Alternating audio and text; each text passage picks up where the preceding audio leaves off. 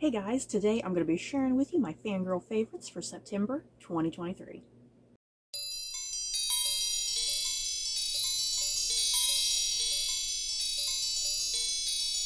Once again, another month gone, another month of nerdy goodness to share.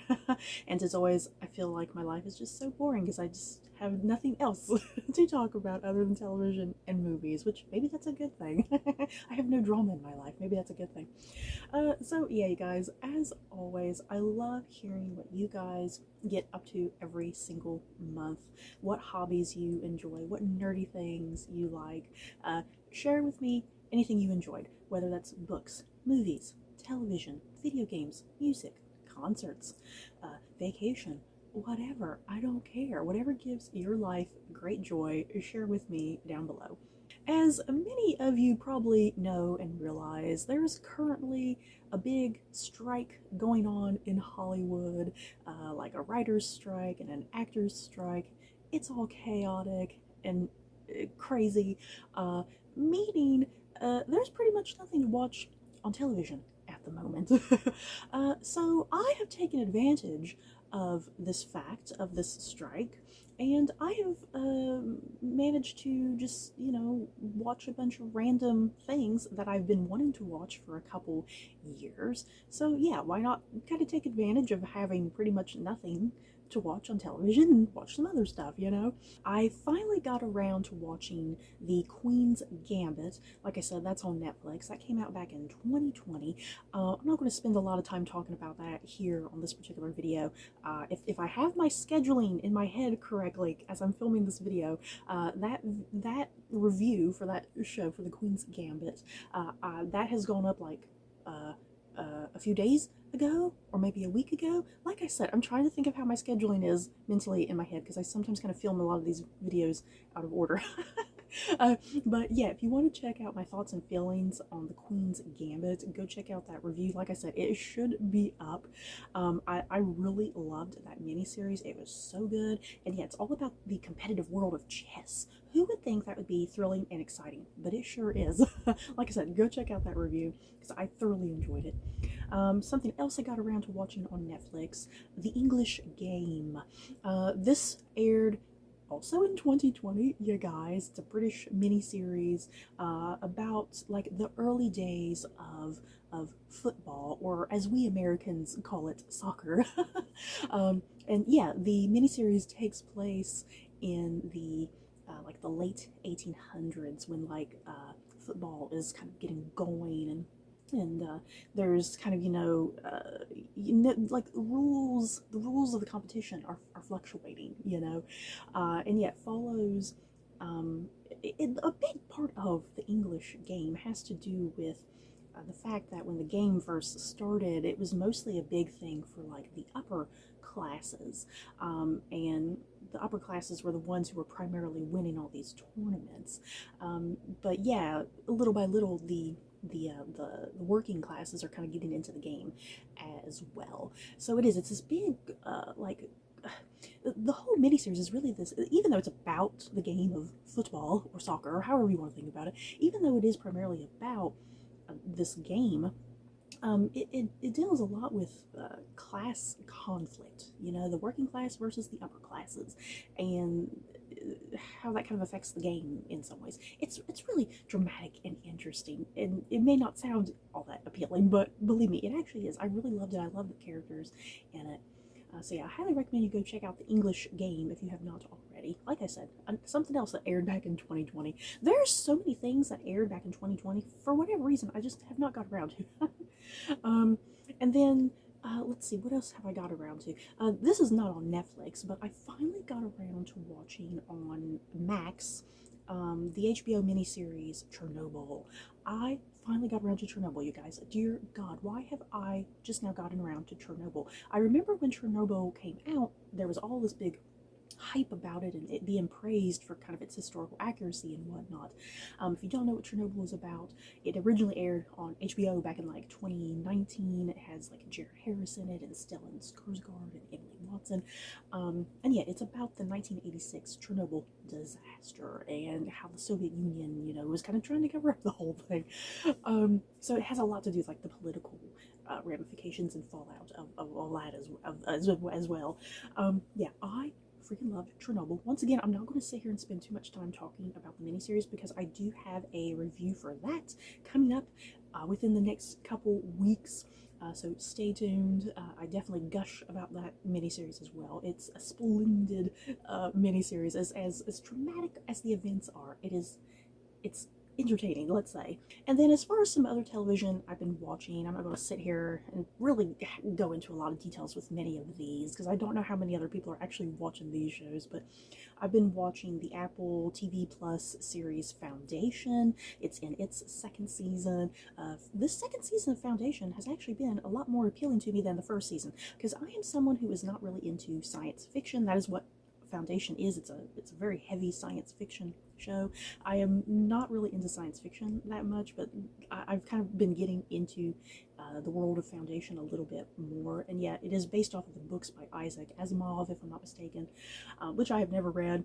But yeah, I've been enjoying the second season of Foundation. I've also been enjoying the second season of Wheel of Time, another fantasy book series. Wheel of Time has been really good this season as well so far. I had a rough time with season 1. So yeah, that's that. And then Winter King, The Winter King, and that is currently on MGM Plus. I watch a lot of shows, you guys. The Winter King is like this Arthurian adaptation sort of thing, and that's based off of books as well by Bernard Cornwell, whatever his name is. I think I got it. The same guy who did like the Last Kingdom books and whatnot. The Winter King has been very 50-50 for me so far. I sort of like it, I sort of don't. I'm a little conflicted. I need the whole season to see how it goes. And you all know how much I love Arthurian legend retellings. And the last thing that I would like to spend some time talking about, I watched the movie Last Night in Soho, you guys. I'm going to spend the remainder of this video gushing and getting out my feels for The Last Night in Soho. If you don't know what the movie The Last Night in Soho is about, this is a movie that originally aired back in 2021. It is a British film by Edgar Wright, and it stars Anya Taylor-Joy and Thomasin McKenzie and Matt Smith, lovely Matt Smith, you guys. Of course, I had to watch it for Matt Smith. And it follows a young girl named Ellie, played by Thomasin McKenzie. She is a aspiring fashion designer.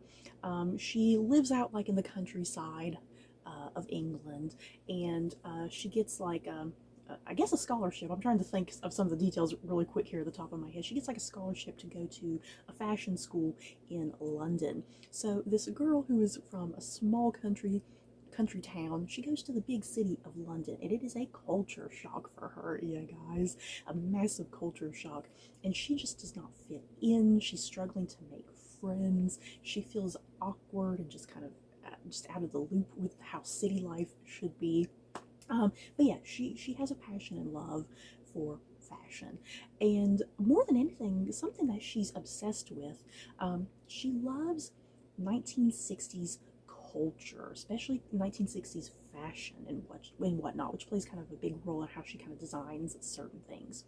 Now, another big thing about the character of Ellie is that she is suffering from mental health issues, and the movie never kind of gives specifics about what exactly she's suffering from, unless I was kind of misunderstanding things. I don't know, but it never quite goes into what exactly she's suffering from, but you kind of read into some of the context clues to kind of figure out what exactly is wrong with her and whatnot. So yeah, she's going into the big city of London, and it does affect her mental health quite heavily and whatnot. And when she does arrive in London, she does board with a bunch of other people at an apartment and whatnot, but it doesn't go very well. So she quickly gets out of this apartment and lives elsewhere, in a room for rent that this older lady has for rent. This older lady played by Diana Rigg, you guys, the late great Diana Rigg. I think this is literally, if you look on her IMDb, I think this movie is her last credit, you guys, if I'm not mistaken. So yeah, Ellie goes and lives in this room for rent that Diana Rigg has. And it's here that some mysterious, strange, crazy things start happening in this room that Ellie is currently occupying. And she kind of finds herself every night when she goes to bed, she finds herself kind of being like transported or something. It's really bizarre, you guys. She finds herself being like kind of transported to like the 1960s, and she's kind of following around this young woman played by Anya Taylor-Joy, whose character is named Sandy. Sandy is very glamorous and hip, and she's a singer, and she desires like fame and celebrity and whatnot. So Ellie kind of really strongly obsesses and attaches herself to the character of Sandy within this dream world. Sandy kind of is like everything Ellie wants to be and what she aspires to. You know, the glitz and the fame and the beautifulness of it all, you know, the Hollywood nature of it all. And yes, Sandy, this is where Sandy within this kind of dream world that Ellie is kind of viewing and witnessing. She can't like really touch anything within this world, but Sandy kind of, this is where she runs into the, to Matt Smith's character. Matt Smith's character is like a manager of some sort who like hires girls to sing at clubs for wealthy men and stuff, something like that. So everything's going all well in this fantasy world that Ellie kind of keeps hopping in and out of every night when she goes to bed. Once again, she's obsessed with the 1960s, and she's really obsessed with kind of the relationship that is happening between the character of Sandy and Matt Smith's character named Jack. And eventually things kind of start shifting within the dream world, this fantasy world. It starts to kind of disintegrate and turn really toxic and negative. And yeah, that's kind of the point in the movie. I have to kind of stop with the plot, because the plot of this movie takes some really interesting and just unexpected twists and turns that I was totally not expecting. And the trailer doesn't give any of it away, I don't think. I'm trying to remember the trailers for this movie. The trailers kind of give nothing away. And yeah, Ellie realizes there is something darker and sinister lurking within this dream world she kind of keeps going into, and she starts to wonder, is there more reality to this? Am I witnessing something that really happened, and I need to kind of uncover the truth of what happened here in the 1960s. You know, if I'm making any sort of sense, you guys. I'm trying to be kind of vague about the plot because, like I said, it takes some really unique twists and turns that are absolutely wildly unexpected. The movie just goes in a direction, it's like, wow, I can't believe it went there. Because it's like the first, because it's pretty much exactly 2-hour movie. The first hour of the movie is kind of set up a certain way, and then all of a sudden the second half of the movie, it's like you just go a completely different direction, which is so fascinating, you guys. And it kind of like the genre of the movie kind of flips all over the place. It's a little bit of a genre bending movie. I kind of really like that about it. And yeah, Edgar Wright's directing is just absolutely superb. I loved it. It's just such a visual spectacle of a movie. And yeah, you get all the wonderful classic 1960s music and dancing. The costuming is gorgeous, especially on Anya Taylor-Joy, you guys. But it is Last Night in Soho. If you have not seen Last Night in Soho, you gotta try and hunt it down wherever you can. It is wildly insane, and I loved it.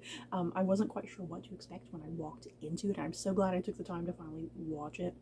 It is absolutely so good. It would easily top a list of favorite movies for me that I've watched this year. So you guys, that is it for all the nerdy stuff that I enjoyed this month. Once again, primarily just a bunch of movies, television, all that good stuff, because I have nothing else to do. So yeah, you guys, let me know, as always, what things you enjoyed this month. I don't care what it is. So yeah, that's it for this video. Don't forget to like, comment, and subscribe. And if you like this video, you may like these other videos. Bye guys.